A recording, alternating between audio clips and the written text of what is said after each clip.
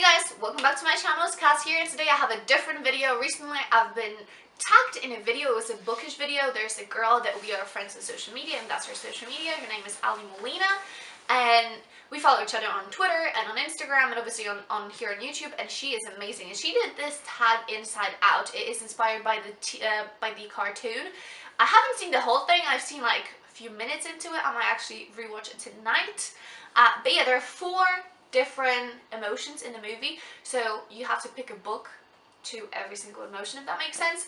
So I want to talk about every single book for a minute, so I'm just going to take my time. And it feels so weird because my sister is sat in a corner and she's looking at me right now, and it makes me feel really awkward. But the first book is Joy. I don't know how the character is called. I'm not as prepared as Ali, but it's called Joy. Well, probably, yeah. But yeah, so the first one is Joy. So the book that brings you the most joy. So I have to go. I just have to do it. I have to go with Selection, okay? The Selection series, it is like, if you never read a book before, read this one and you never stop, okay? Because it's like every girl's dream.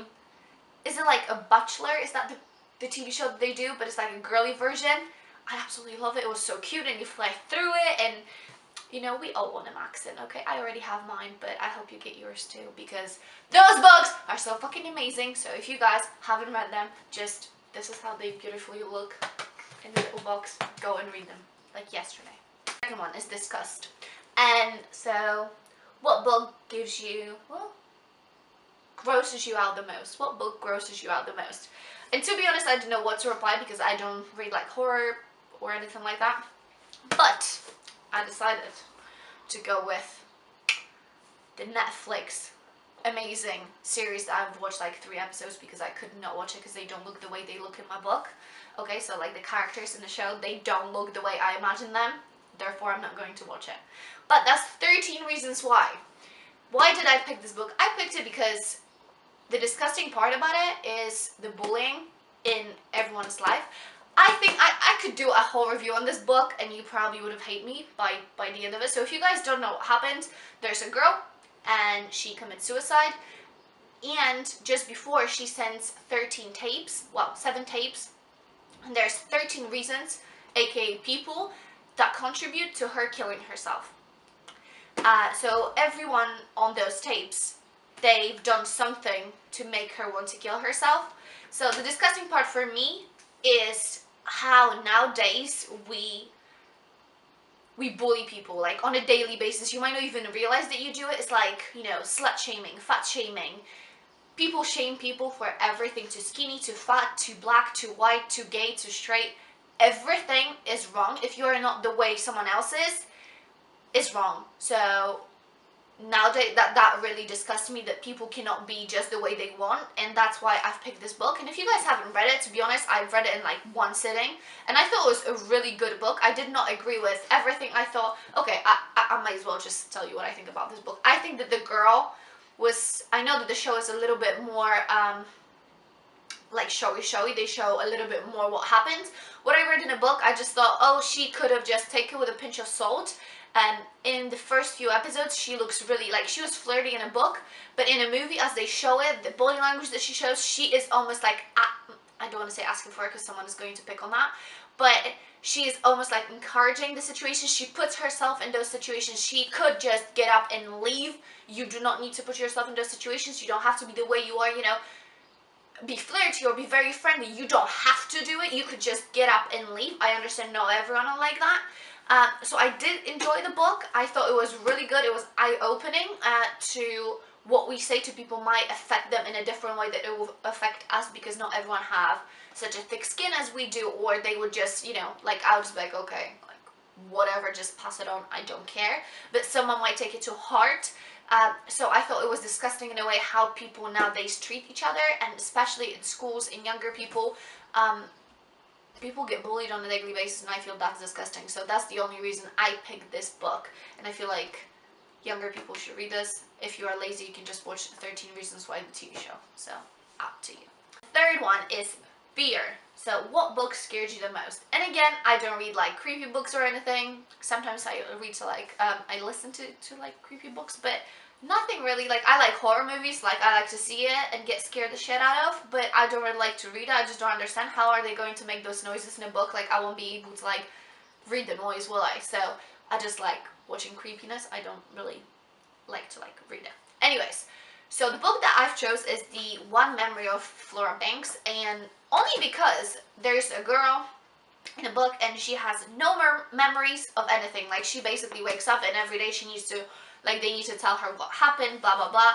I will leave links to each one of the books down below so you can actually read what the book is about, like the blurb. So it says that Flora has an amnesia, blah blah blah, she can't remember anything. Spoiler, she had an accident and her mom didn't tell her.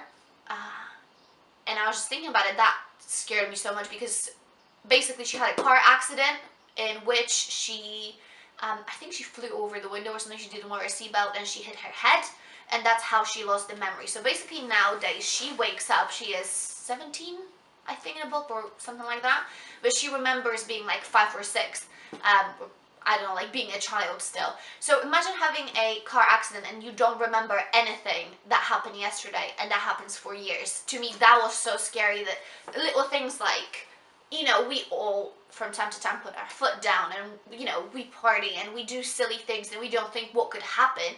It's just a head injury, and nowadays you don't remember. You could lose all your memory, like in 51st Dates, the movie, and the girl just doesn't remember anything that happened. She only remembers, she relives the same day over and over again, and I feel that is really scary. So even though the book's supposed to be just a contemporary light read, you know, easy for everyone, to me it really scared the shit out of me, to be completely honest, because a little thing could happen and you'll lose everything. So that's a good one. Actually, it's pretty funny, and she's a badass. So if you guys want to see someone who's struggling with a lot in their life because she wakes up and she doesn't remember anything, it's a good book to see what you can do if you actually want to.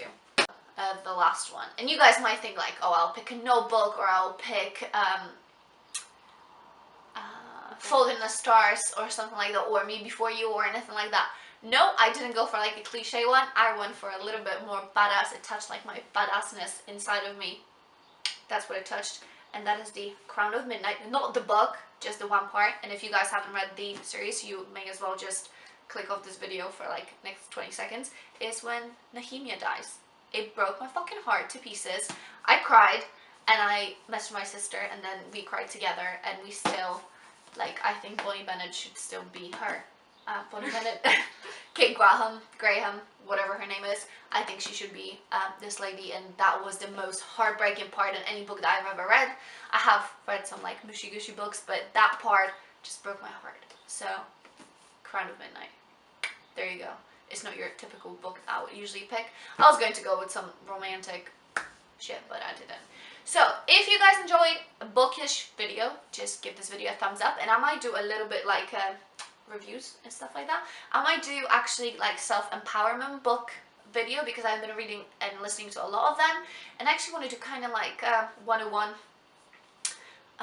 reviews. I might include them in my vlogs if you guys want to see it, or I might just do like a 3-minute video. Let me know what you think, and until the next time, I guess I'll talk to you guys soon. Bye.